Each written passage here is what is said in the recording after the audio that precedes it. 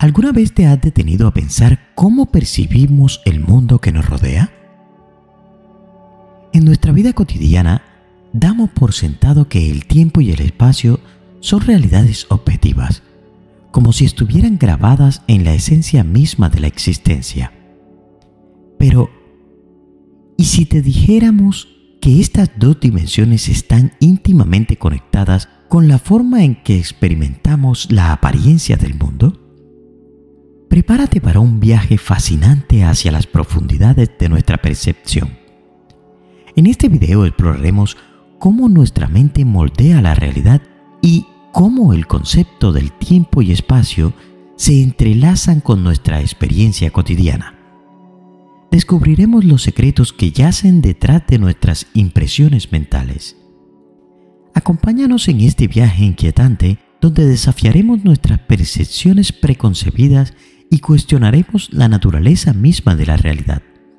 A través de una entrevista con Ramana Maharshi, nos sumergiremos en un fascinante laberinto de ideas y conceptos que damos por sentado.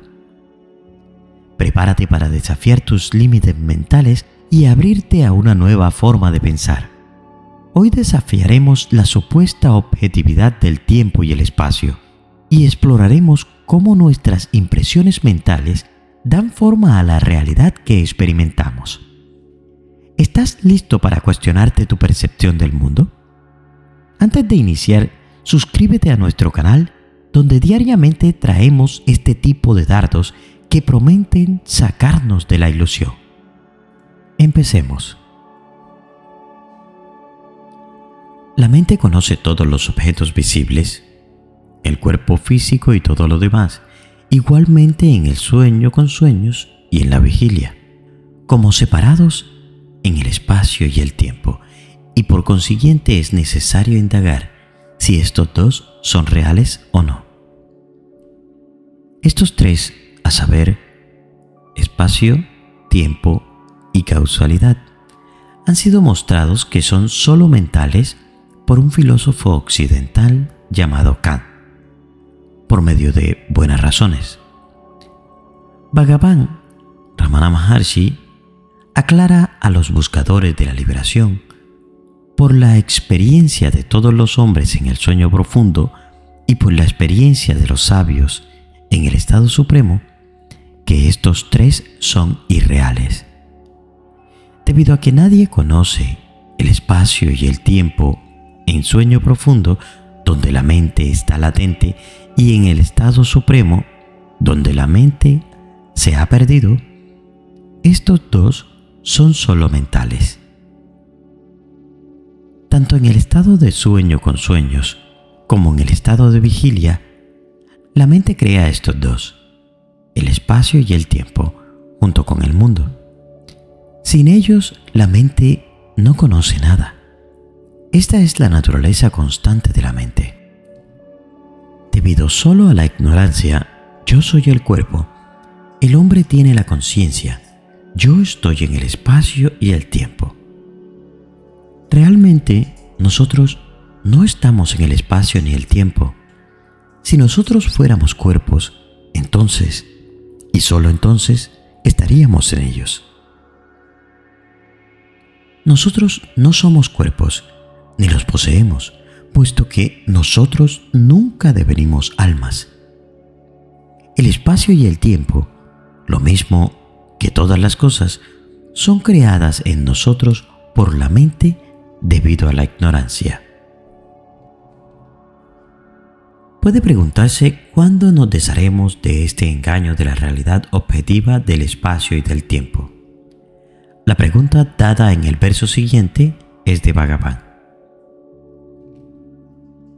Si la mente, por la indagación de su fuente, obtiene paz en el estado supremo, entonces estos dos son tragados por el sí mismo real junto con el ego y el mundo.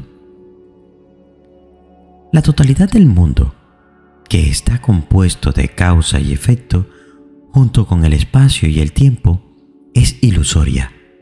El sí mismo real nunca sufre cambios, ni por el espacio, ni por el tiempo, ni por la causalidad, puesto que el único sí mismo real de todo que es siempre el mismo, que no se aparta nunca de su verdadera naturaleza, que trasciende el tiempo, que es exento de espacio y por consiguiente infinito, es experimentado por los sabios, solo Él es real, nada más.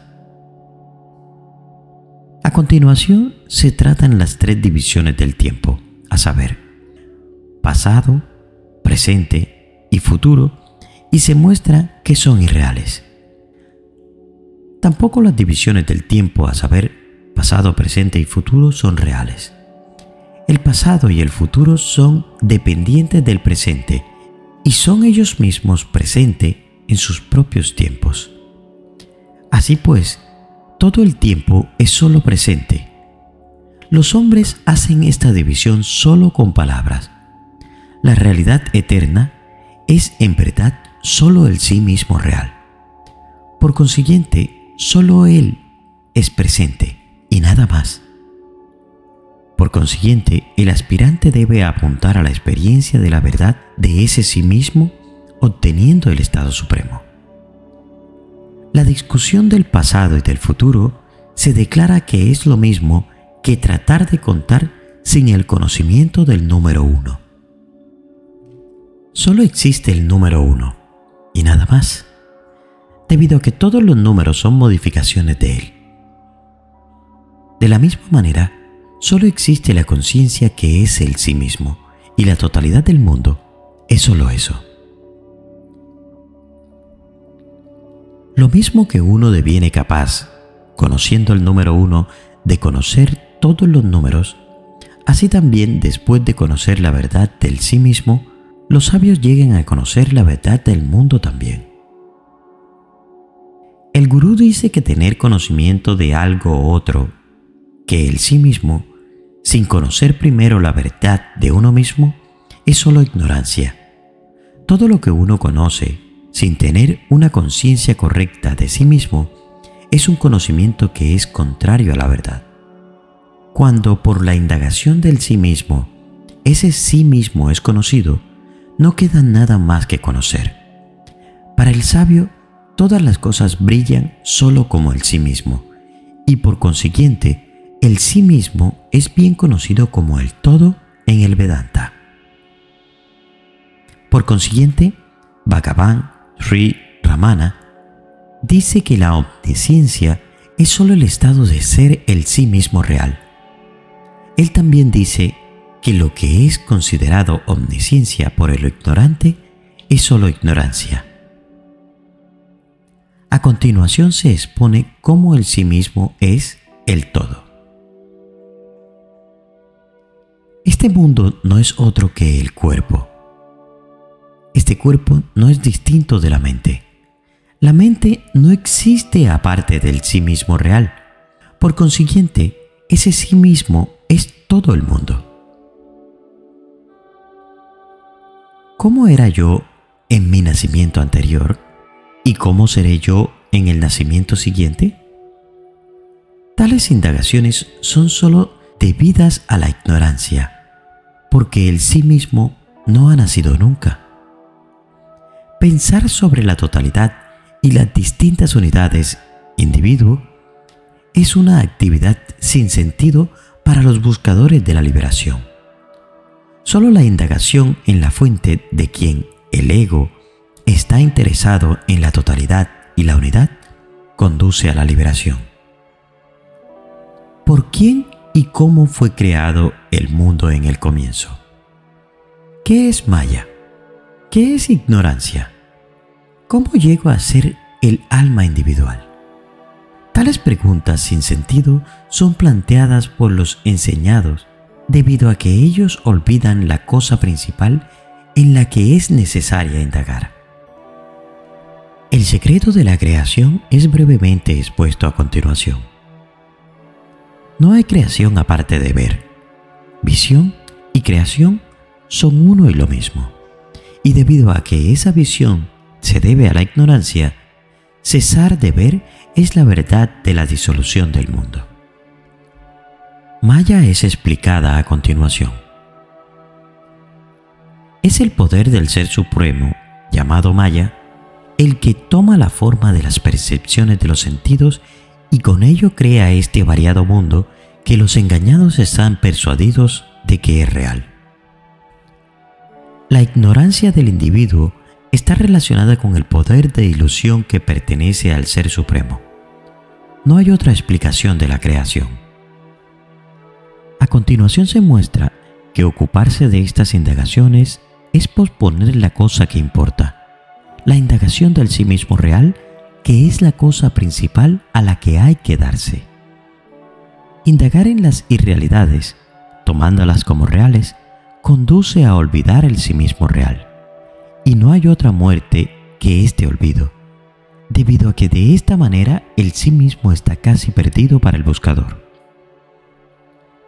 A continuación se señala la urgencia de la indagación del sí mismo. Si el aspirante conoce el sí mismo en esta vida misma, entonces, y solo entonces, para él lo real es real. Si en esta vida él no llega a conocer el sí mismo, para él lo real, el sí mismo, permanece ocultado por lo irreal.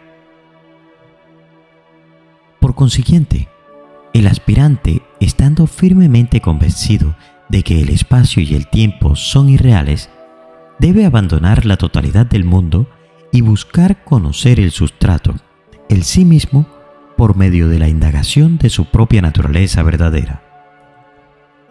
Ramana Maharshi sostenía que la mente, al estar condicionada por nuestras experiencias, educación y cultura, tiende a construir conceptos y representaciones mentales de Dios basándose en nuestras creencias y percepciones. Estas ideas sobre Dios pueden variar enormemente de una persona a otra y de una tradición religiosa a otra.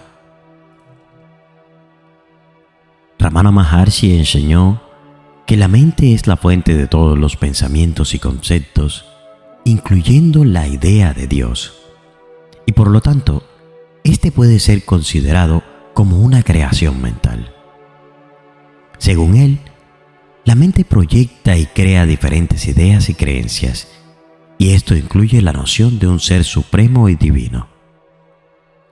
No obstante, Ramana Maharshi también enseñó que más allá de estas construcciones mentales y conceptos, hay una realidad última que trasciende la mente. Él llama a esto yo o ser, y afirmaba que era la esencia verdadera de cada individuo, el yo. Según sus enseñanzas, la autorrealización implica trascender la identificación con la mente y sus creaciones, incluyendo la idea de Dios, para alcanzar una experiencia directa de esta realidad última. La idea de Dios surge de la profunda necesidad humana de buscar explicaciones y significados trascendentales. Los seres humanos tienen la capacidad innata de reflexionar y cuestionar el origen y la naturaleza del universo, así como su propio propósito y existencia. Esta búsqueda ha dado lugar a diferentes concepciones y representaciones de lo divino en diversas culturas y sociedades. Las experiencias personales y emocionales, como momentos trascendentales espirituales, incluyen la creencia de un ser supremo.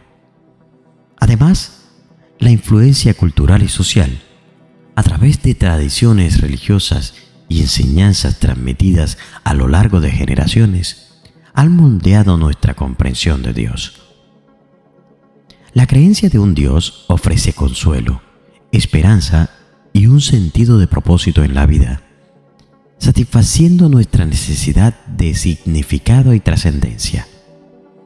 Sin embargo, es importante reconocer la diversidad de concepciones de Dios, influenciadas por factores individuales y colectivos como la educación, la cultura y la reflexión filosófica. Ramana Maharshi, conocido por su enfoque único y directo, impartía sus enseñanzas desde una perspectiva que buscaba trascender la mente y construcciones mentales, incluyendo la idea de Dios. Desde la perspectiva de Maharishi, la mente era considerada como la fuente de todos los pensamientos, incluyendo el concepto de Dios. Él invitaba a sus seguidores a indagar su propia naturaleza, cuestionando quién o qué es el yo que experimenta los pensamientos y las percepciones. Para Maharishi, la autoindagación era un camino directo hacia la autorrealización, hacia la experiencia directa de la realidad última. Más allá de las limitaciones de la mente y las creencias mentales, él sostenía que existe una realidad trascendental, el Yo Supremo, que puede ser experimentado a través de la autorreflexión profunda y la observación de la propia mente. En su enfoque, Maharishi no rechazaba ni negaba la idea de Dios, pero alentaba a sus seguidores a ir más allá de las construcciones mentales y las imágenes que se tienen sobre lo divino. Él enfatizaba que la verdadera realización espiritual no se encuentra en la mera creencia o concepto de Dios, sino en la experiencia directa de la realidad más allá de la mente. Desde la perspectiva de Maharishi, la comprensión y la experiencia de la realidad última trasciende cualquier forma conceptual, incluyendo la idea de Dios. Su enfoque se centraba en la experiencia directa y la liberación de la identificación con la mente y sus construcciones, permitiendo así la revelación de la verdadera naturaleza del ser. Ramana Maharshi enseñaba que la mente no es una entidad real, sino simplemente una sucesión continua de pensamientos.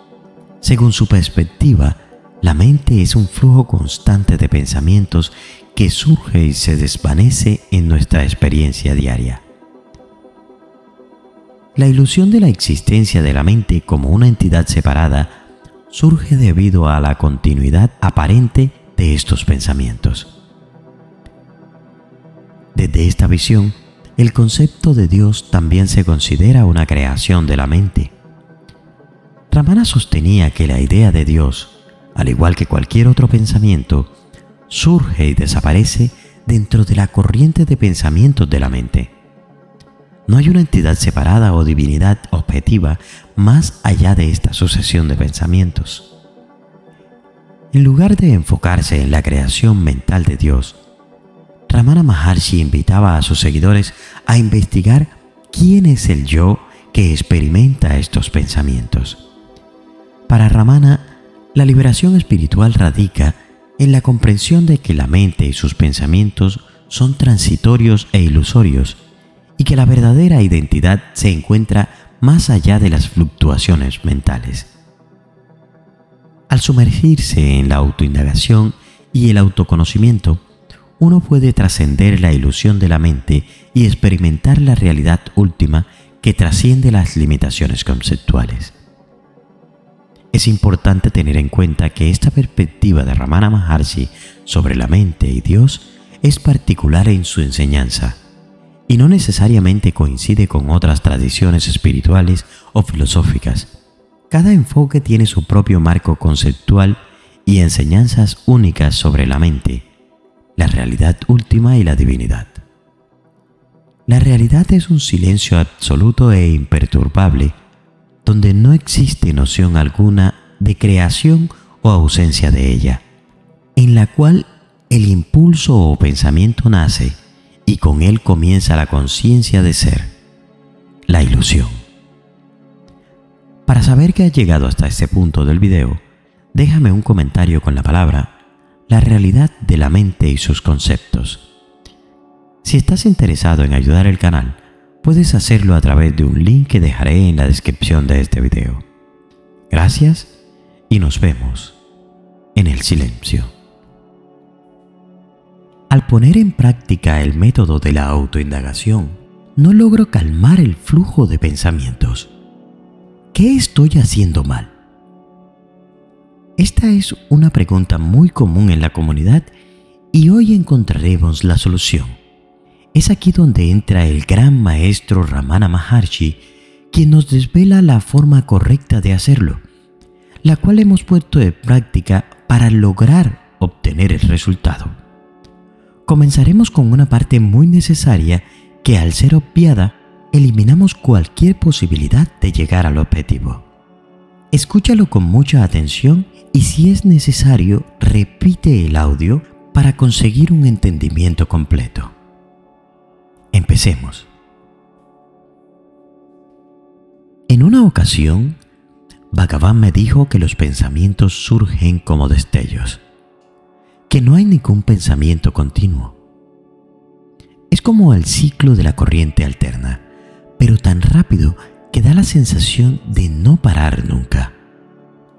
Al igual que sucede con la luz que produce una bombilla eléctrica. Si uno pudiera concentrarse en los intervalos que hay entre los pensamientos, en lugar de concentrarse en los pensamientos mismos, quedaría establecido en el ser. Sus enseñanzas siempre resaltaban que la mente y el pensamiento son exactamente lo mismo. La mente no es más que un montón de pensamientos.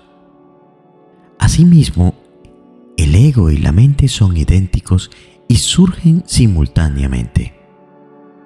Al surgir el ego, surge todo lo demás. El ego, la raíz de todos los pensamientos. No obstante, verdaderamente, la mente no es más que el concepto yo. El ego es tan pasajero como el pensamiento y, en realidad, no existe verdaderamente. ¿Acaso no se dice en el budismo que tales cosas como el ego no existen? Ellos nos conducen directamente al Advaita. Ahora bien, el Advaita no es lo mismo que lo que se suele entender por monismo, y tampoco constituye el eslogan para evitar dificultades. Obviamente significa no dos, pero esto no equivale a decir uno, aunque al pensador poco avesado le cueste ver la diferencia. Si lo llamamos monismo, establecemos como premisa que es uno e inferimos la existencia de una serie. 1, 2, 3, etc. Que no existe, porque solo existe el no dos. Cuando vemos las cosas, percibimos una dualidad que no tiene por qué ser irreal. Solo es irreal en el sentido de que solo existe el no dos. Aparentemente está ahí, pero es algo efímero y pasajero. Esta manifestación pasajera se denomina Maya, término que se suele traducir como ilusión o espejismo, aunque realmente significa lo que no existe o lo que pone límites a lo ilimitado. De hecho, todo aquello que percibimos a través de los sentidos está en la mente. Los sentidos son un mero instrumento de la mente. La verdad es que no existe tal ilusión sino lo transitorio. La misma verdad existe en el trasfondo de todo. Entonces, ¿cuál es la solución si nada es permanente y solo es apariencia? Bhagavan explicaba que esta idea también se aplica a nuestro cuerpo y a nuestro ego, a los cuales nosotros damos la máxima importancia y que, no obstante, son considerados meras sombras efímeras. Sin embargo, no hay razón para desanimarse, ya que hasta detrás de las apariencias más efímeras debe existir algo dispuesto a permanecer. Damos un salto porque pensamos que estamos viendo una serpiente, pero después que advertimos que solo se trata de una cuerda, aunque la serpiente sea irreal, la cuerda existe. Por tanto, la solución de nuestro acertijo consiste en ir buscando y encontrando lo que hay de permanente detrás de lo transitorio. Esta era la solución que proponía Bhagavan y que nos enseñó a practicar con su método de autoindagación. Seguidamente explicaremos ¿cómo es que debe hacerse realmente la indagación? Porque sé que muchos de nosotros tenemos en las etapas iniciales un problema con esta opción de preguntarnos ¿quién soy yo? Terminemos esto y luego lleguemos a la parte de la explicación de la autoindagación. Aunque el ego cambia a cada minuto, aunque seamos individuos enteramente distintos en cada una de las etapas de la vida, siempre nos acompaña un yo que obviamente no es el ego, ya que hemos visto que el ego cambia a cada segundo, mientras que este yo está con nosotros desde siempre como observador. Tenemos que remontarnos hasta su origen y, a través de este método de autoindagación, acabaremos tomando conciencia del ser. Al hablar de Bhagavan y de lo que decía, da la sensación de que sus enseñanzas se contradecían, pero esto se debe únicamente a que tenía que hablar desde dos puntos de vista. Su verdadera enseñanza, que nunca se tambaleaba, era que lo único que existe es el ser, y él veía todo exclusivamente como eso, y nada más. Sin embargo, la mayoría de la gente no estaba preparada para aceptar esta enseñanza y quería que Bhagavan se extendiera más sobre el tema. Por ello, se hacía necesaria algunas explicaciones para las cuales tenía que hablar desde el punto de vista limitado del que preguntaba. Antes se había dicho que Bhagavan nunca impartía enseñanzas sobre la reencarnación, y esto es cierto, aunque desde nuestro punto de vista la aceptaba, como también la aceptaba Buda, creo yo. ¿Cómo era posible que Bhagavan incluyera la reencarnación en sus enseñanzas cuando solo veía la unidad? No obstante, en el libro Talks nos explica que el ego va naciendo en una sucesión de cuerpos porque mientras persista la idea de individualidad, debe existir alguna forma que ésta adopte hasta que deje de existir el individuo. Esa sucesión de individualizaciones se traduce en un cambio constante de formas porque cuando se consume un grupo de vasanas, otro lo reemplazará. Para el que no está iluminado, siempre existen estas contradicciones. Bhagavan nos decía que prestemos siempre atención al presente, que descubriésemos quiénes somos ahora, ya que el tema de la reencarnación tiende a posponer las cosas para el futuro. ¿Qué más da si vamos a tener una cantidad innumerable de vidas para poner todo en su lugar? Instrucciones para la autoindagación. Bhagavan dijo: cuando los pensamientos aparezcan, deténlos antes de que se desarrollen mediante la pregunta: ¿a quién vienen estos pensamientos? ¿Qué importa si continúan apareciendo muchos pensamientos? Investiga su origen o averigua quién tiene los pensamientos, y tarde o temprano la corriente de pensamientos cesará. Así es como la autoindagación debería practicarse. Cuando Bhagavan hablaba de esta manera, a veces usaba la analogía de la fortaleza sitiada. Si uno cierra sistemáticamente todas las entradas a la fortaleza y elimina uno a uno a los ocupantes cuando intentan entrar, tarde o temprano la fortaleza quedará vacía. Bhagavan dijo que debíamos aplicar esta misma técnica a la mente. ¿Cómo ha de hacerlo? Sella todas las entradas y salidas mediante la no reacción a los pensamientos o a las impresiones sensoriales. No permitas que nuevas ideas, juicios, gustos y disgustos, etc., entren a la mente y no permitas que los pensamientos que van surgiendo florezcan y escapen a tu atención. Cuando has sellado la mente en este modo, desafiará a cada pensamiento emergente según aparezca preguntando: ¿de dónde viene este pensamiento? o ¿quién está teniendo este pensamiento? Si puedes hacer esto constantemente, con total atención, aparecerán nuevos pensamientos momentáneamente y luego desaparecerán. Si puedes mantener el asedio durante suficiente tiempo, llegará un momento en que no surgirán pensamientos. Y si lo hacen, solo serán imágenes fugaces en la superficie de la conciencia que no te distraerán.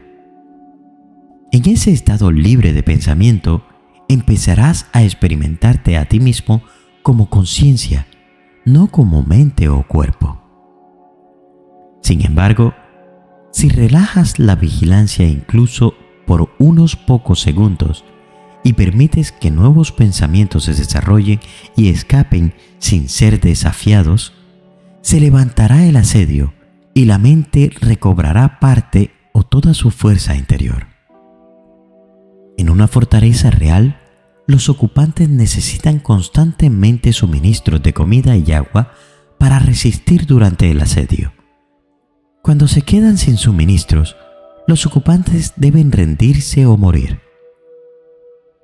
En la fortaleza de la mente, los ocupantes, que son los pensamientos, necesitan un pensador que les preste atención o disfrute de ellos.